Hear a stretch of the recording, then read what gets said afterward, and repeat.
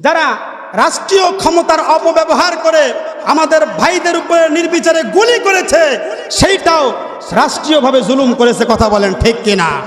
আমার ভাইয়েরা, আমার বন্ধুগণ, আপনি আজকে রাষ্ট্রীয় সম্পদ নষ্ট হওয়ার কারণে আপনি কান্নাকাটি করছেন, অথচ এই রাষ্ট্রীয় সম্পদ পুরো পৃথিবীর সম্পত্তি এক জায়গায় করলেও একটা জীবনের সমপরিমাণ হবে না। আমার ভাইয়েরা, আমার বন্ধুগণ, রাষ্ট্রীয় সম্পদ নষ্ট হয়েছে, আপনি ইচ্ছা করলে আবারও 4 বছর 5 বছরে এর চাইতে আরো ভালোভাবে রাষ্ট্রীয় সম্পদ ঠিক করতে পারবেন। কিন্তু যে বোন তার ভাইকে হারিয়েছে, সেই বোন তার ভাইকে আর ফিরে পাবে না। যে অভাগিনী মা তার সন্তানকে হারিয়েছে, সেই মা তার সন্তানকে আর ফিরে পাবে না। রাষ্ট্রের বহুত সম্পদ দুষ্কৃতিকারীরা নষ্ট করে ফেলেছে, এইটা ইসলাম সমর্থন করে? ইসলাম কখনো জ্বালাও পোড়াও এইটা সমর্থন করে না। যারা কোটা আন্দোলন করতেছে, আপনি কোটা আন্দোলন করেন, কিন্তু কোটা আন্দোলনের নামে আপনি কখনো রাষ্ট্রীয় সম্পদ নষ্ট করতে পারেন? কথা বলেন না কেন? রাষ্ট্রীয় সম্পদ তৈরি করতে একজন কৃষকের মাথা থেকে পা পর্যন্ত ঘাম আছে। কথা বলেন ঠিক কিনা? রাষ্ট্রীয় সম্পদ গড়তে, রাষ্ট্রীয় সম্পদ তৈরি করতে এই দেশের লক্ষ লক্ষ কোটি কোটি মানুষের ট্যাক্সের টাকা আছে। অতএব আপনি আন্দোলন করবেন, ভালো কথা, এইটা আপনার নৈতিক দায়িত্ব, এইটা গণতান্ত্রিক দেশ হিসেবে আপনার দায়িত্ব, আপনি আন্দোলন করবেন। কিন্তু আন্দোলনের নামে আপনার রাষ্ট্রীয় সম্পদ নষ্ট করবেন, এইটা কখনো আমরা সহ্য করব না। সম্মানিত উপস্থিতি, ভালো করে খেয়াল করি, রাষ্ট্রীয় সম্পদ আজকে নষ্ট হয়ে গিয়েছে, এইটা আমাদের সম্পদ, আমাদের ব্যথা লাগবে। মাননীয় প্রধানমন্ত্রী রাষ্ট্রীয় সম্পদ ধরে ধরে কান্নাকাটি করেছেন। কেন? এটা হলো শুধু আমাদের মাননীয় প্রধানমন্ত্রীর সম্পদ নয়, এটা আমাদেরও সম্পদ। কথা বলেন ঠিক কিনা? সম্মানিত উপস্থিতি, আমি বলতে চাই, যদি কোটা আন্দোলনকারীরা রাষ্ট্রীয় সম্পদ নষ্ট করে জুলুম করে থাকে, তাহলে তারা অবশ্যই জালেমের খাতায় তাদের নাম পড়ে যাবে। কথা বলেন ঠিক কিনা? কিন্তু যারা রাষ্ট্রীয় ক্ষমতার অপব্যবহার করে আমাদের ভাইদের উপরে নির্বিচারে গুলি করেছে, সেইটাও রাষ্ট্রীয়ভাবে জুলুম করেছে। কথা বলেন ঠিক কিনা?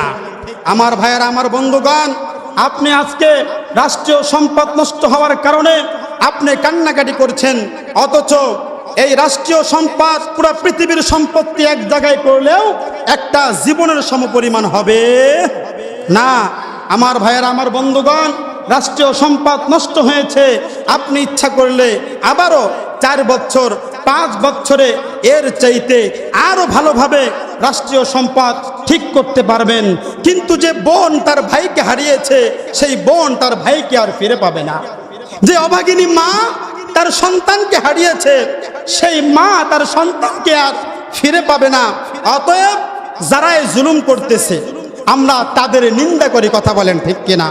আমরা সাধারণ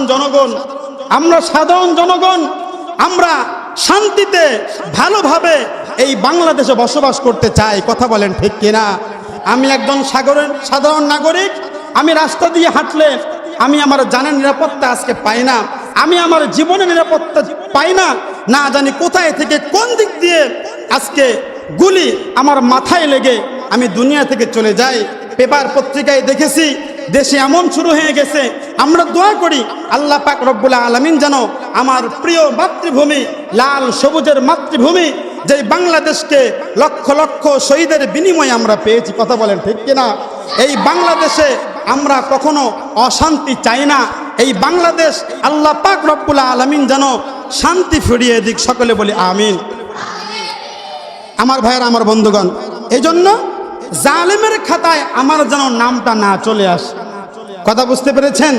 আমরা কখনো জালেমের খাতায় নাম লেখাবো না। দেখেন, যদি কোনো ব্যক্তি জুলুম করলে আল্লাহ পাক রব্বুল আলামিন শাস্তি দেয় 2 ভাবে। কয় ভাবে? 2 ভাবে।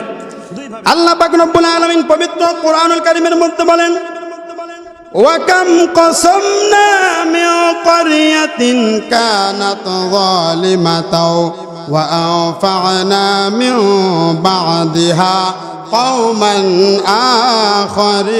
آخرين الله أكبر আল্লাহ পাক রব্বুল আলামিন বলেন, ও দুনিয়ার জালেমরা ভালো করে শোনো, যারা তোমরা স্বামী হয়ে স্ত্রীর উপরে জুলুম করতেছো, যারা তোমরা বাবা হয়ে সন্তানের উপরে জুলুম করতেছো, যেই সন্তানরা সন্তান হয়ে বাবার উপরে জুলুম করতেছো, তোমরা সমাজের নেতা হয়ে যারা তোমাদের প্রজার উপরে জুলুম করতেছো, ভালো করে শুনে রাখো, আমি আল্লাহ পাক রব্বুল আলামিন ইতিপূর্বে জালেমদেরকে জুলুম করার কারণে, মাজলুমদের উপরে জালেমরা জুলুম করার কারণে আমি আল্লাহ পাক রব্বুল আলামিন অনেক গ্রাম অনেক দেশকে এই দুনিয়াতে পৃথিবী থেকে নিচ্ছিন্ন করে দিয়েছে। জোরে বলেন নাউজুবিল্লাহ।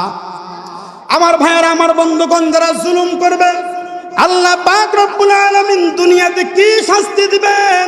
পবিত্র কুরআনুল কারীমের মধ্যে আল্লাহ পাক রব্বুল আলামিন বলেন, ওয়ালাউ তারা ইয ইয়াতাওয়াফাল্লাযীনা কাফারুল মালাইকাতা ইয়াদরিবুনা বুজুহাহুম ওয়া আদবারহুম ওয়া যুকু আযাবাল হারিক। আল্লাহু আকবার। আল্লাহ পাক রব্বুল আলামিন বলেন, ও জালেমরা ভালো করে শুনে রাখো, যারা তোমরা আজকে দুনিয়াতে জুলুম করতেছো মাজলুমের উপরে, আল্লাহ পাক রব্বুল আলামিন পবিত্র কোরআনুল কারীমের মধ্যে বলেন, দুনিয়াতে জুলুম করা খুব সহজ, কিন্তু মৃত্যুর সময় তোমার যেই শাস্তি আল্লাহ পাক রব্বুল আলামিন দিবেন, আপনারা শুনলে অবাক হয়ে যাবেন। যেই জালেম এই দুনিয়াতে জুলুম করবে মাজলুমদের উপরে, আল্লাহ পাক রব্বুল আলামিন বলেন, তার যখন মৃত্যুর সময় ঘনিয়ে আসবে, আল্লাহ পাক রব্বুল আলামিন তার সামনে যখন নাকি আজরাইলকে পাঠায়া দিবেন, আজরাইলকে পাঠানোর পর ওই আজরাইলকে দেখে জালেমের চোখ দুইটা বড় বড় হয়ে যাবে। জোরে বলেন নাউজুবিল্লাহ। আজরাইলের সাথে যে ফেরেশতারা থাকবে, জালেমের জানটা ধরতে চাইবে না। একদম জালেমের লাশ দুনিয়া বহন করতে চায় না। নাউজুবিল্লাহ বলেন। যে জালেম, ওই জালেমকে জমিনও বদদুয়া দেয়। নাউজুবিল্লাহ। যেই জমিনে হাঁটতেছেন, এই জমিনও জালেমকে লানত দেয়। তুই জালেম, দুনিয়ায় থাকার তোর কোনো অধিকার নাই। আসমান লানত দেয়, তুই জালেম, আমার ছায়ার নিচে তোর থাকার কোনো অধিকার নাই। শ্বাস প্রশ্বাস এইটাও জালেমকে লানত দেয়। তোর মতো জালেম দুনিয়া থাকার কোনো অধিকার নাই। তুই নিজের উপর জুলুম করেছিস, আল্লাহর উপর জুলুম করেছিস, আল্লাহর সৃষ্টির উপরে জুলুম করেছিস। অতএব দুনিয়াতে থাকার তোর কোনো অধিকার নাই। আমার ভাইয়েরা, আমার বন্ধুগণ, কোন ফেরেশতা একজন জালেমের জানটা ধরতে চাইবে না।